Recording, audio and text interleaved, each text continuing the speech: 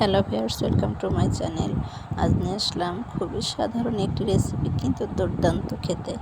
এই যে বেলে মাছ, তো বেলে মাছ আমি লাউ শাক আর ডাঁটা দিয়ে কীভাবে রান্না করব, খুবই সাধারণ এবং খুবই দ্রুত রান্নাটা হয়ে যায় আর খেতে ভীষণ মজা। তো শাকটা আমি পরিষ্কার করে ধুয়ে নিয়েছি। এগুলো আমার নিজের লাগানো গাছের শাক, অর্গানিক। তো এই যে ফ্রেশ করে ধুয়ে নিলাম। এখন পেঁয়াজ মরিচ রসুন মশলা দিয়ে, মশলা পরে দেবো, আপনারা দেখতে থাকুন পুরোটা। হলুদ লবণ দিয়ে শাকটা আমি ছেড়ে দেবো তেলের উপরে। পুরো ভিডিওটা স্কিপ না করে দেখতে থাকুন। যে শাকটা দিয়ে দিলাম, সুন্দর করে নেড়ে চেড়ে আমি মিশিয়ে দেব।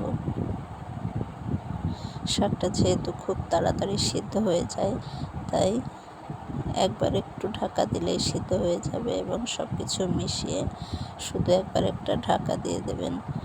আর শাক তরকারিতে সবসময় পানি হিসাব করে দেবেন। শাকে পানি বেশি হলে ঝোল ঝোল রাখলে ভালো লাগে না, আর শাকে খুব দ্রুত সিদ্ধ হয়ে যায়। তাই যখনই শাক তরকারি রান্না করবেন খুব হিসাব করে পানিটা দেবেন। যে আমি পানিটা দিয়ে দিলাম। একটা জিনিস কিন্তু দেয়নি, আপনারা খেয়াল করেছেন কিনা, তো শেষটা দেখতে থাকুন। আমি কখন কি দেব, কিভাবে দেব, অবশ্যই পুরো ভিডিও না দেখলে বুঝতে পারবেন না। তো বন্ধুরা, অনেক সময় সাধারণ জিনিস সুন্দরভাবে রান্না করলে খেতে দুর্দান্ত লাগে। তো এই যে একটু ঢাকা দিয়ে দেব, বেশি ঢাকা দিবেন না, মাত্র একবার ঢাকা দিলে হয়ে যাবে।